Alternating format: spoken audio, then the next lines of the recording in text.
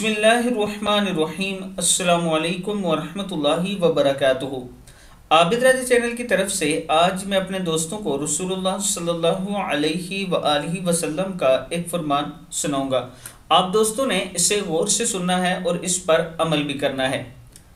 हुजूर नबी अकरम खातमन नबीयीन सल्लल्लाहु अलैहि वआलिहि वसल्लम ने फरमाया, जो शख्स बहालत ईमान सवाब की नीयत से रमज़ान के रोज़े रखता है, इसके सबका गुनाह बख्श दिए जाते हैं। सही बुखारी की हदीस है। किताब का वाला ये आप देख सकते हैं, सही बुखारी है। फिर सुन लें, नबी अकरम सल्लल्लाहु अलैहि वआलिहि वसल्लम ने इरशाद फरमाया, जो शख्स बहालत ईमान सवाब की नीयत से रमज़ान के रोज़े रखता है, इसके सबका गुनाह बख्श दिए जाते हैं। अल्लाह ताला हम सबको रमज़ान अल मुबारक के रोज़े रखने की तौफीक अता फरमाए और इसमें इबादत करने की तौफीक अता फरमाए। इस वीडियो को आप दोस्तों ने आगे ज़रूर शेयर करना है। अस्सलामु अलैकुम वरहमतुल्लाहि वबरकातुहू।